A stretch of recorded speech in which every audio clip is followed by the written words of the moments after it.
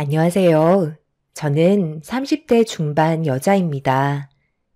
사람의 본성은 태어날 때부터 타고난 건지 이번에 경험하게 된 일들이 저에게 상당한 충격을 안겨 주었습니다. 남편과 결혼 생활한 지 5년 정도 되었는데요. 몇 달 전에 아주버님이 40대의 늦은 결혼식을 올렸어요. 워낙 일이 바빠서 정신없이 살아오시다가 좋은 여자를 만나 결혼에 골인하셨죠. 그렇게 저에게는 형님이 생기게 되었지만 여기에서 예상치 못한 문제가 터지고 말았습니다. 겉으론 온갖 착한 척은 다 하더니 저와 단둘이 있을 때마다 형님의 본성이 나오고 있었어요. 저는 그런 모습을 더 이상 보고 싶지 않아 어쩔 수 없는 결정을 할 수밖에 없었습니다. 동서는 결혼 생활 마음에 들어? 나는 솔직히 시댁 왕래하는 거 별로 안 좋아하거든. 괜히 가식적인 모습이나 보여줘야 하고 은근히 신경 쓰이는 것들이 많아서 긴장도 되는데 스트레스까지 받는다니까. 사람이 살면서 제일 안 좋은 게 뭔지 알아? 스트레스가 만병의 근원이라고 그랬어. 먹는 것 때문에 몸에서 문제가 생기는 것보다 스트레스로 인해 암에 걸릴 확률이 상당히 높다는 거야. 한 번만 사는 인생인데 최대한 오래 살면서 인생을 즐겨야 하는데 요즘 들어 그이랑 결혼하고 나서 시댁에 자주 모임이 생기다 보니 신경이 너무 많이 쓰이네. 동서는 이런 결혼 생활 어떻게 버티면서 살아왔어? 정말 대단한 것 같아. 아, 그래요? 저는 크게 스트레스 받은 적이 없어서 잘 모르겠어요. 시부모님께서 저를 딸처럼 항상 잘 챙겨주시거든요. 어떻게 받아들이냐에 따라 상황이 달라지는 거 아닐까요?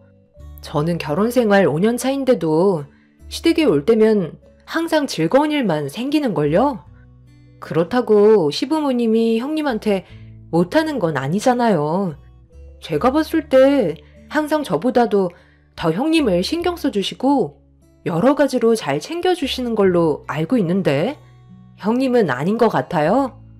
시부모님 마음도 따뜻하고 정말 좋으신 분들이세요. 유쾌하신 부분도 있고 편견 없이 대해주셔서 편할 때도 많아요. 아니, 동서는 사람이 왜 이렇게 재미가 없어? 내가 험담을 하는 게 아니라 이런 생활들이 힘들다는 거야. 여기에서 내 속마음 터놓을 사람이 동서 말고 누가 있어? 나는 결혼한 지 얼마 안 됐잖아. 그래서 여러 가지로 도움받을 수 있는 게 있을까 해서 따로 얘기 좀 하자고 했던 거지. 동서는 보기와 다르게 좀 꽉 막힌 성격을 가지고 있는 것 같네. 동서는 시댁 집안 식구들한테 꽉 잡혀 사는 것 같아. 어머님이 말 한마디 하면 깍듯하게 시키는 건 뭐든 다 하는 것 같은데 그런 것들이 계속해서 반복이 되면 나중엔 모든 걸 당연시하게 생각한다니까. 동서가 그런 생활을 계속해서 이어나가는 게 좋지 않다는 거야. 하고 싶은 말들은 확실하게 해야 함부로 대하지 않는 거라고. 어머님이 어려운 거 시키는 것도 아닌데 젊은 제가 움직이는 건 당연한 거죠. 무릎도 안 좋으셔서 잘 걷지 못하시는데 어머님이 시킨 걸 안 할 수는 없잖아요. 형님이 저에게 무슨 말씀을 원하시는지 대충 알 수 있을 것 같아요. 제가 같이 맞장구 치면서 시댁 험담해 주길 원하는 거죠? 형님 결혼한 지 이제 몇 달밖에 안 됐는데 벌써부터 사소한 거에 대해 불만을 가지시면 나중엔 어떡하려고 그래요. 최대한 좋게 생각하시는 게 정신건강에도 좋은 거죠. 저도 처음 시집와서 적응 기간이 필요했었는데 시부모님 뵐수록 정말 따뜻한 분들이라는 걸 느낄 수 있었어요. 형님도 차차 적응되실 거예요. 좋게 생각하세요. 제가 서둘러 자리를 피하자 형님의 얼굴은 일그러진 상태로 저를 바라보고 있었어요. 계속해서 얘기해봤자 좋은 말은 나오지 않을 것 같아 자리를 피하게 되었던 거죠. 최대한 좋은 쪽으로 새 식구가 된 형님과의 좋은 관계를 유지하고 싶었는데 단둘이 있을 때면 어김없이 나오는 형님의 안 좋은 성격은 오히려 저에게 스트레스로 다가오고 있었어요. 하지만 성격을 고치지 못하시는 건지 아니면 제 말을 무시하는 건지 다시 한번 시댁에서 모임을 가진 적이 있었는데 즐겁게 식사를 끝내고 과일 준비를 위해 형님과 단둘이 주방에 있게 되는 상황이 만들어졌었어요. 그런데 형님은 어김없이 저에게 시댁 식구들의 험담을 늘어놓고 있었습니다. 끊임없이 자기가 생각하는 불만들을 늘어놓고 있는데 점점 지나치는 형님의 태도에 참고 참았던 화가 결국 터지고 말았었죠. 세상에. 동서는 음식이 입맛에 맞았어? 나는 이게 사람이 먹을 음식인가 싶더라고. 내 인생에 제일 최악의 음식이었어. 동서는 정말 대단해. 이런 걸 어떻게 5년이나 참고 살아왔던 거야? 나는 목에 탁 걸려서 넘어가지 않는데 아주 죽는 줄 알았다니까. 동서가 착하고 마음이 넓어서 모든 걸 이해하고 넘어가는 것 같은데 이런 건 확실하게 짚고 넘어가야 된다고. 나는 결혼한 지 몇 달밖에 안 돼서 대놓고 말을 못하지만 동서는 5년이나 됐으니까 이런 건 얘기 좀 할 수 있지 않아? 우리 집에는 식모가 있거든? 오랜 시간 동안 일을 해줘서 우리 입맛에 맞게끔 음식을 해준 덕분에 상당히 퀄리티가 있는데 여기 음식들은 어떻게 된 게 시장에서나 볼 법한 음식들이야. 우리 집안보다 잘 살면서 돈을 아끼시려는 건지 음식이 너무 형편없어서 입맛만 버렸다니까. 오늘은 집에 들어가서 그이한테 한마디 해야 되겠어. 이런 식으로 형편없이 대접받는 거 정말 싫으니까 차라리 나가서 분위기 좋은 곳에서 외식을 하던지 그래야지. 이런 식으로는 도저히 못 살겠다.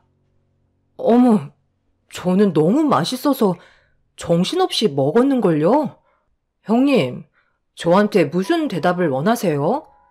제 입으로 어머님 음식 솜씨가 정말 형편없죠? 저도 5년 동안 어머님이 만들어주신 음식 모임이 있을 때마다 먹고는 있는데 아직까지 적응이 안 된다니까요? 이런 말을 원하시는 거예요? 저는 어머님이 해주신 음식이 입맛에 딱 맞고 정말 괜찮은데요? 저희 온다고 새벽같이 일어나셔서 음식 준비해 주신 거 형님도 모르는 건 아니잖아요. 차라리 그냥 형님이 어머님한테 가서 직접적으로 얘기를 하시던가요. 어머, 왜 화를 내고 그래? 나는 그냥 마음에 안 드는 것들 얘기한 것뿐인데 내가 원래 속으로 담아두는 성격이 아니라서 누군가한테 말을 해야 될 것 같고 여기에서 내 속마음 털어놓을 사람이 동서밖에 없는데 그 정도는 받아줄 수 있는 거 아니야? 이런 말도 못하면서 살 수는 없는 거잖아. 나도 내 감정 표현하는 거라고. 그러니까 저는 그런 안 좋은 말을 들으면 많이 불편해요. 형님은 그냥 제가 편해서 얘기한다지만 저는 어머님 눈치도 보이고 형님 눈치도 보이고 중간에서 정말 가시방석 같다고요. 그날도 어김없이 제가 먼저 자리에서 일어나 과일이 담긴 접시를 가지고 거실로 나갔어요. 형님의 지나친 태도에 감정이 상했던 저는 좋은 말이 나오지 않았고 형님은 먼저 일어난 저를 보며 자기를 이해해주지 못한다고 불만을 털어놓고 있었습니다. 형님과 더 이상 대화를 섞고 싶지 않아 저는 자리로 돌아와 거실 테이블에 과일 접시를 내려놓고 앉았는데 시모가 제 표정을 보셨는지 주방에서 무슨 일이 있었냐고 물어보셨지만 사마 형님과 나눴던 대화에 대해 시모한테 설명해 드릴 필요는 없다고 판단해 별일 없었다며 대충 둘러댔어요. 형님은 저에게 온갖 불평불만을 다 털어놓곤 아무렇지도 않다는 듯 거실로 돌아와 웃으면서 시부모님과 즐겁게 대화를 나누고 있었어요. 그 모습을 지켜보고 있던 저는 가까이 하면 좋은 영향을 받지 않을 것 같은 느낌이 들게 되었고, 그때부터 시댁에 모임이 있을 때면 형님과 단둘이 있게 되는 자리는 최대한 만들지 않고 피하는 게 제일 좋은 방법인 것 같았어요. 제가 그런 모습을 지속적으로 보이자 형님도 어느 정도 눈치를 챘는지 저를 또다시 불러 자기한테 무슨 불만이 있냐며 물어보시길래 진지하게 대화를 이어나갔습니다. 형님은 제 말에 기분이 나빴는지 저에 대한 불만도 늘어놓기 시작하면서 안 좋은 말들이 계속해서 오고 가고 말았습니다. 동서, 요즘 왜 그래? 나한테 불만이라도 있어? 저번에 내가 어머님 험담한 것 때문에 그래? 그 정도는 누구나 할 수 있는 거야. 그것 가지고 이렇게까지 문제 삼으면 서로에 대한 안 좋은 감정만 생기게 될 뿐이라고. 그냥 한 귀로 듣고 흘려버리면 되는 거 아니야? 동서가 그 정도는 해줄 수 있잖아. 제가 불편하다고 하는 건 형님도 좀 자제해 주시면 좋잖아요. 그렇게 되면 저는 또 다른 스트레스가 생기게 되는 거예요. 서로 좋은 말만 해도 시간이 아까운데 굳이 안 좋은 말들을 늘어놓을 필요가 있겠어요? 형님이 자꾸 그런 말 하시면 저조차도 시댁에 오는 게 힘들어져서 그래요. 그래서 차라리 같이 함께 모이는 자리를 피하는 게 좋을 것 같다고 생각해서 형님과의 거리를 둔 것뿐이에요. 제가 직접적으로 이런 문제가 있다고 얘기하는 것보단 피하는 게 상처를 덜 받으실 것 같아 판단한 거니 이해해 주세요. 나 참, 내가 이런 말 안 하려 했는데 동서, 나보다 잘났어? 별로 대단한 것도 없으면서 지금 나를 가르치려 드는 거야? 내가 동서보다 훨씬 많은 것들을 경험했고 지식 또한 상당히 많이 차이 난다고. 대기업도 아니고 일반 중소기업 사무직에서 일하는 동서가 어떻게 이런 집안의 남자를 붙잡았는지 모르겠지만 지금 상당히 안 어울리는 행동인 거 알아? 내가 이 집에 큰 며느리로 들어왔으면 깍듯하게 행동해야지. 아주 나랑 맘먹으려 드네. 한 번만 더 내가 하는 말에 불만을 가지면 앞으로의 결혼 생활 상당히 피곤해질 줄 알아. 보잘것도 없는 집안이 어디서 의사 집안을 가르치려 들어? 의사면 뭐해요? 형님이 하는 행동을 봤을 때 아직 한참 더 배워야 할 것 같아 한마디 했던 것뿐인데 그게 그렇게 기분이 나쁘셨어요? 그럼 형님이 저에게 본이 되는 모습을 보여주셔야 제가 형님 대접을 해드리죠. 아직까지는 그런 마음이 생기지가 않네요. 그리고 남의 집안 함부로 판단하지 마세요. 이 집에 어울리지도 않는데도 내가 대우 좀 해주니까 만만해 보이나 본데 적당히 나불거리는 게 좋을 거야. 내 성격 건들면 동서는 아주 험한 꼴 보게 될 줄 알아. 너희들 지금 뭐 하는 짓이야? 갑자기 왜 싸우고 그래? 요즘 들어 뭔가 느낌이 별로 좋지 않더니만 너희들 나 몰래 서로 계속 이런 감정을 가지고 있었니? 어머님, 동서가 글쎄 자기가 며느리로 먼저 들어왔다고 저를 형님 대우 안 해준다잖아요. 제가 그런 말을 들으면 얼마나 마음이 아픈 줄 아세요? 저는 동서랑 잘 지내고 싶은 마음에 계속 접근하려 했는데 동서는 그런 저를 무시하고 가르치려 들고 똑바로 행동하라면서 어머님 안 보실 때 온갖 막말을 늘어놓았다고요. 결혼 생활이 이렇게 힘든 줄 몰랐어요. 어머님한테만 이쁨 받으면 되는 줄 알았는데 먼저 시집온 동서한테까지 잘 보여야 하나 봐요. 형님의 이중적인 성격에 당황한 저는 아무 말도 하지 못하고 있었습니다. 저에게는 시모의 온갖 험담을 다 하더니 앞에서는 오히려 가식적인 모습을 보여주고 있는 형님의 행동들이 너무 당황스러워 쳐다만 보고 있었는데 시모는 형님이 보는 앞에서 저에게 화를 내기보단 저를 따로 방으로 데리고 가셨어요. 네가 그런 성격이 아니라는 거 나는 잘 알고 있다. 우리가 함께 생활해 온 지 벌써 5년이 넘었는데 내가 그 정도도 모르겠니? 도대체 뭐가 문제야? 네가 이렇게까지 얼굴 붉히면서 화를 낸 적이 단 한 번도 없었잖아. 앞으로 서로 계속 얼굴 보면서 지내야 할 텐데 오해가 있으면 풀어야 하지 않겠소? 모든 것들을 어머님께 말을 할 수가 없어요. 좋은 대화도 아니었는데 어머님까지 상처받는 건 원하지 않거든요. 형님은 겉과 속이 전혀 다른 사람이에요. 이중적인 모습을 보고 너무 많이 놀랐었어요. 방금 형님이 어머님한테 저에 대해 얘기한 것들 전부 다 거짓이에요. 겉으론 아닌 척하지만 속으론 다른 생각을 가지고 있는 사람이라고요. 아무래도 아주버님이 결혼을 잘못한 것 같아요. 의사 집안이라고 해서 모든 사람들이 학식에 맞는 좋은 성격을 가지고 있는 건 아닌가 봐요. 제가 봤을 때 형님은 지금 진짜 성격을 최대한 많이 숨기고 있는 것 같아 보여요. 결혼한 지 얼마 되지 않았기 때문에 아무래도 그렇겠죠. 정말 큰 며느리가 방금 나한테 했던 말들이 전부 거짓이었다는 거야? 아니 세상에. 일단 좀 더 지켜보도록 하마.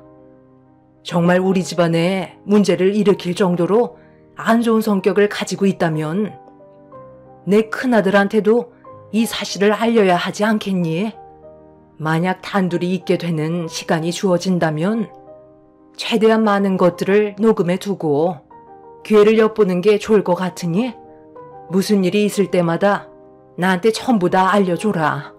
잘못 들어온 돌을 빼내는 것도 내 역할이니 더 오랜 시간이 걸리기 전에 해결 방법을 찾는 게 좋을 것 같다.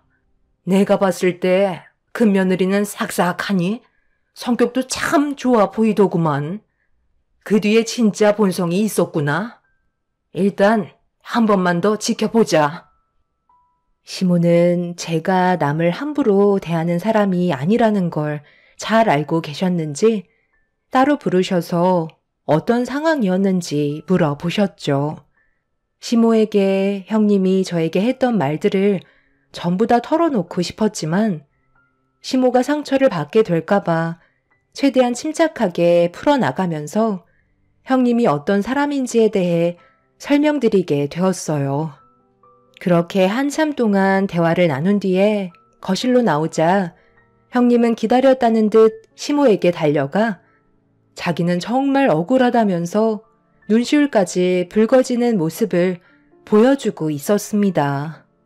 그런 모습에 상당히 화가 났지만 제가 할 수 있는 건 최대한 참는 거였고 나중에 있을 기회를 놓치지 않으려 시모가 시키는 대로 침착하게 행동할 수밖에 없었습니다. 그날 이후 형님과 저는 한동안 함께 붙어있는 시간을 만들지 않았고 서로 거리를 두면서 기본적인 관계만 유지하고 있었는데 어느 날 시모와 함께 병원에서 봉사활동을 하던 도중에 예상치 못한 상황이 발생이 되고 말았습니다. 최근 들어 시모도 그렇고 저도 일이 바빠 매달 한 번씩 하던 봉사를 2달 만에 처음으로 하게 되었는데 시모와 저는 항상 주방에서 일을 했었어요. 그리고 배식까지 담당했었죠. 그런데 많은 분들께서 환자를 위해 고생을 하시는 모습을 볼 때면 저도 정말 열심히 살아야겠다는 마음가짐을 하게 될 정도로 병원에서 많은 의료진 분들이 환자를 최선을 다해 돌봐주십니다. 그런데 제 앞에 형님이 떡하니 식판을 내밀면서 저와 눈이 마주쳤고 봉사활동을 하고 있는 모습을 보면서 썩은 미소로 저를 위아래로 훑어보더라고요. 형님은 저에게 할 말이 있다고 배식 끝날 때까지 기다리겠다면서 자리에 앉더니 저를 바라보며 의미심장한 미소를 띠고 있었어요. 별로 마주하고 싶지 않았지만 형님이 왜 이 병원에 있는지 저도 궁금했던 터라 배식이 끝난 뒤에 자리에 앉아 기다리고 있는 형님을 마주 보면서 저도 자리에 앉았습니다. 어머, 동서, 여긴 어쩐 일이야? 원래 직업이 이게 아닌 걸로 알고 있는데 설마 아르바이트라도 하는 거야? 하기엔 먹고 살려면 한창 젊을 때 하나라도 더 해야지. 뭔가 오해를 하시는 것 같은데요. 저는 오늘 여기 봉사활동하러 나온 거예요. 원래 매달 한 번씩 오는데 최근에 일이 바빠서 2달 만에 오는 거거든요. 형님은 원래 근무하는 곳이 이 병원이 아닌 걸로 알고 있는데 여긴 무슨 볼일 때문에 오신 거예요? 설마 이쪽으로 근무지를 옮기신 건 아니죠? 왜? 나는 이 병원에서 일을 하면 안 되는 거야? 나 오늘 면접 봤어. 다음 주부터 출근할 것 같아. 여기가 다른 병원보다 규모도 큰 편인데 거기에다가 월급까지 꽤 높은 편이라 암 전문의로서 제대로 대우를 받을 수 있을 것 같았거든. 그런데 동서는 삶이 참 한가로운 것 같아. 봉사활동할 정도로 여유가 있나 봐. 이럴 시간에 돈이라도 한 푼 더 벌어야 하지 않겠어? 요즘 누가 봉사활동해? 정말 쓸데없는 짓만 골라서 하는 동서 인생도 참 안타깝다. 동서는 봉사활동한다고 나온 거지? 그런데 그건 정말 잘못된 생각이야. 주방에서 일을 하고 있는 사람들은 월급 받으면서 일을 하고 있잖아. 그 사람들이 쉬면 되겠어?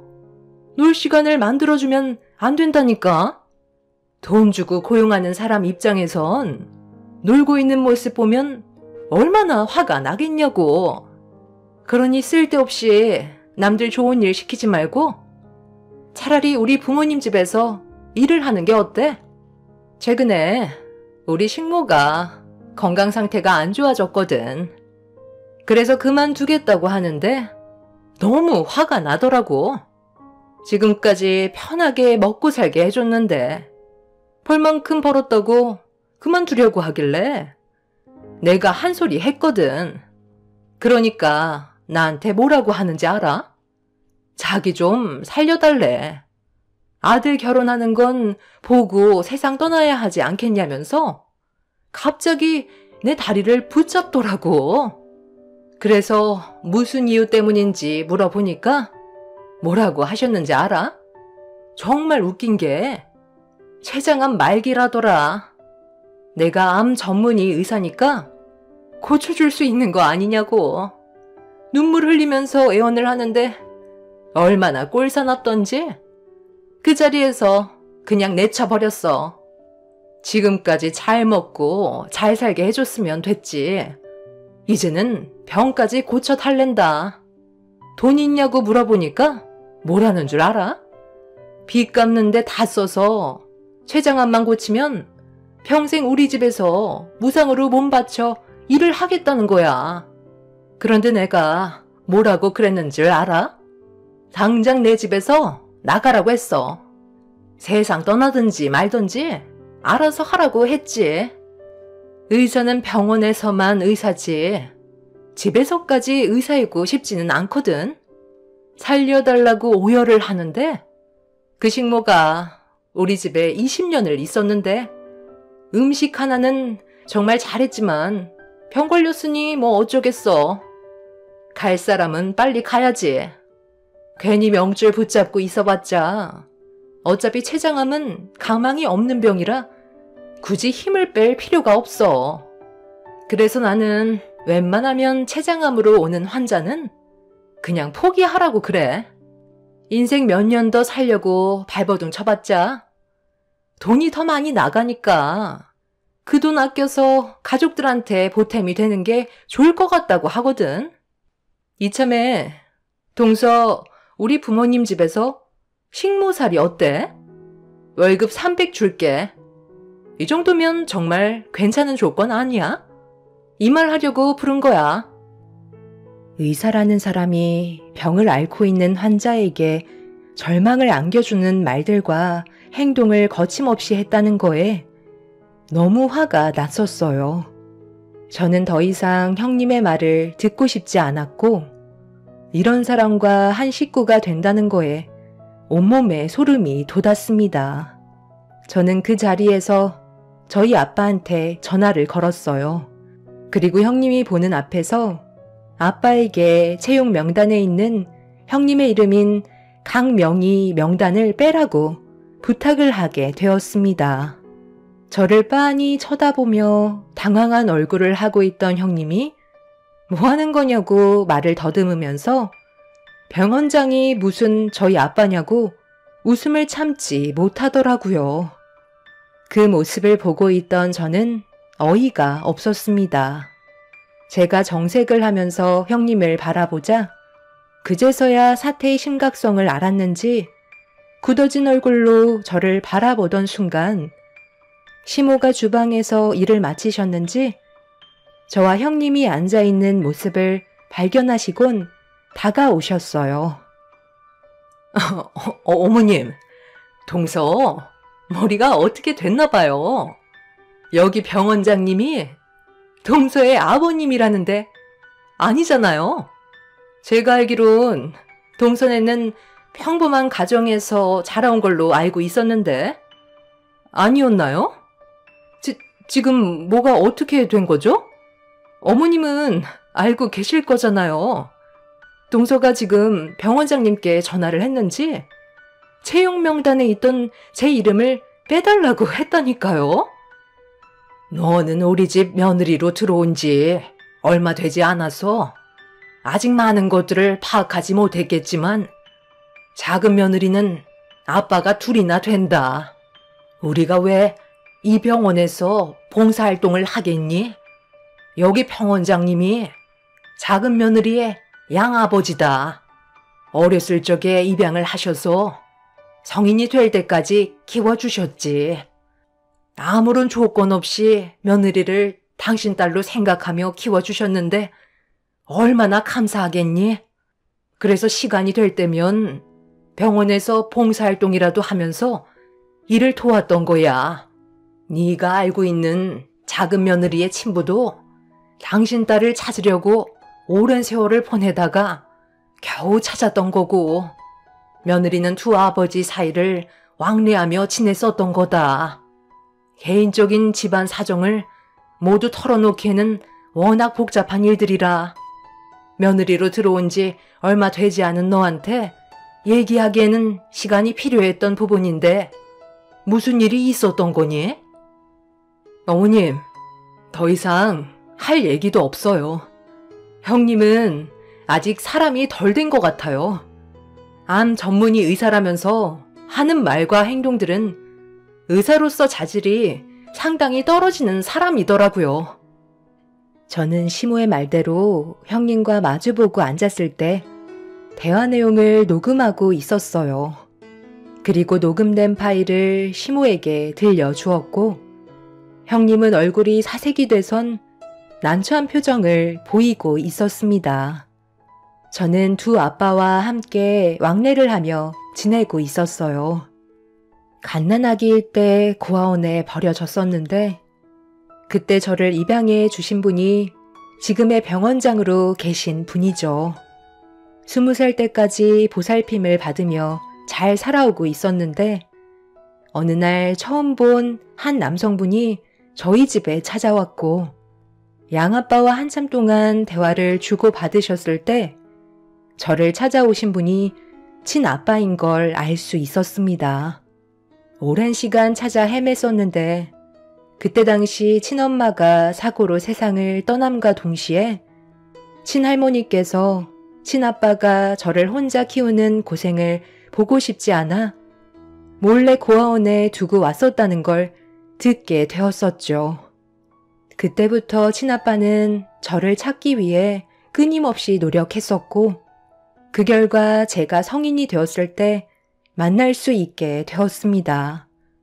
그렇게 양아빠와 친아빠 사이를 왕래하면서 지내왔었고 지금까지 행복하게 잘 살고 있었어요. 양아빠는 워낙 일이 바쁘셔서 얼굴 한번 뵙는 것도 쉽지 않았었죠.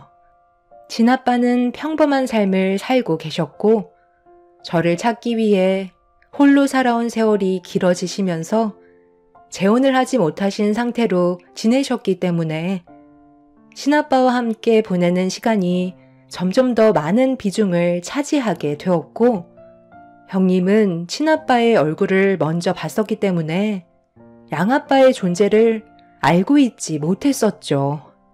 결혼한 지 얼마 되지 않은 형님한테 저희 집안 사정을 전부 얘기하고 싶지 않았어요. 그리고 시댁 집안 식구들 또한 제 집안 사정을 함부로 얘기하지 않았죠. 제 입으로 모든 걸 얘기할 때까지 기다려 주셨습니다. 그래서 형님은 병원장으로 계신 저희 양아빠의 존재를 알 수 없었고 그런 상황 속에 저에게 거침없이 막말을 뱉으면서 후회되는 길을 걷고 있던 거였죠. 양아빠는 무슨 상황인지 저에게 침착하게 물어보시길래 형님의 실체가 담겨있는 녹음된 내용에 대해 전부 다 들려드렸고 의사의 자질을 갖추지 못한 형님의 행동을 아빠는 받아들일 수 없다며 형님을 채용 명단에서 제외를 시켰습니다. 그리고 이 문제로 시모 또한 상당히 심각하게 생각을 하고 계셨어요.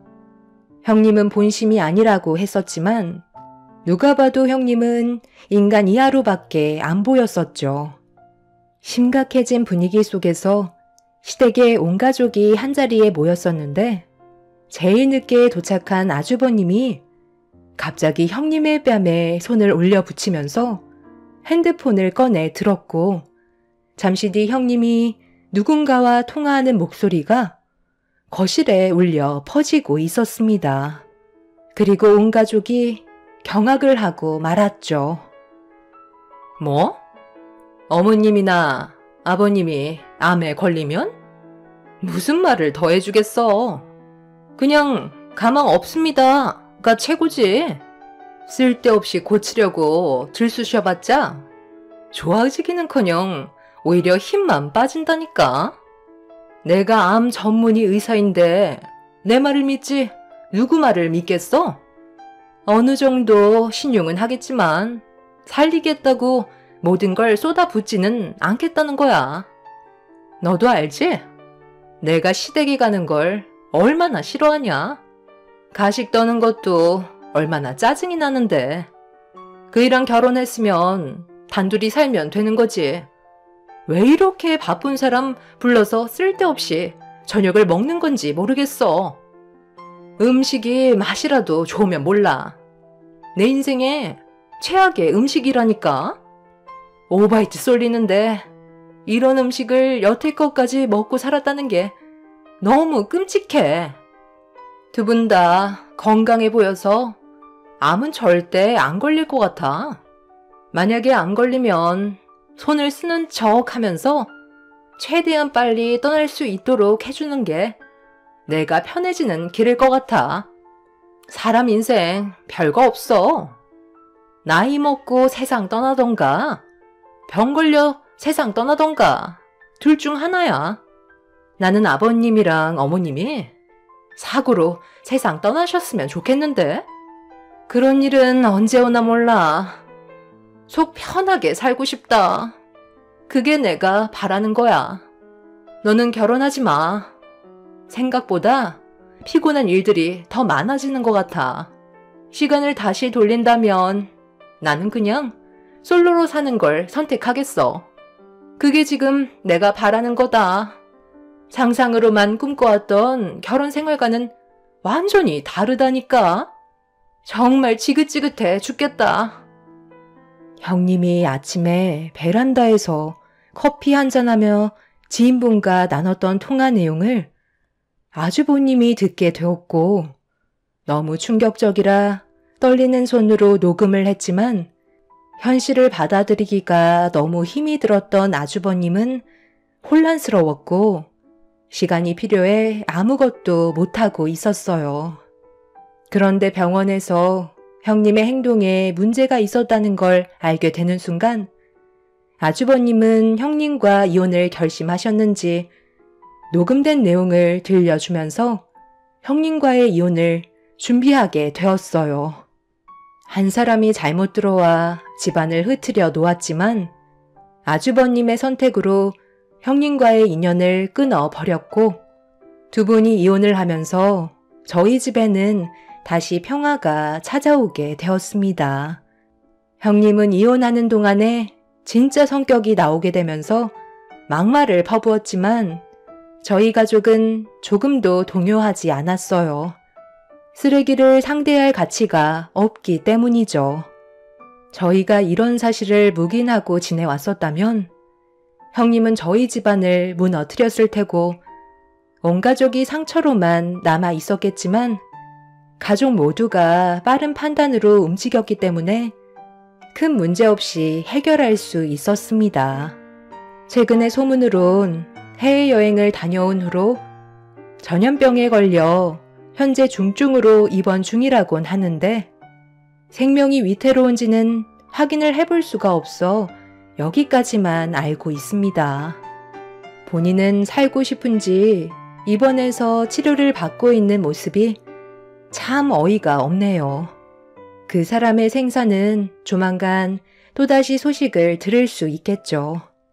앞으로 저희 가족이 언제나 행복한 길만 걸었으면 좋겠습니다. 여러분들께서도 좋은 일만 가득하시길 바랄게요. 감사합니다.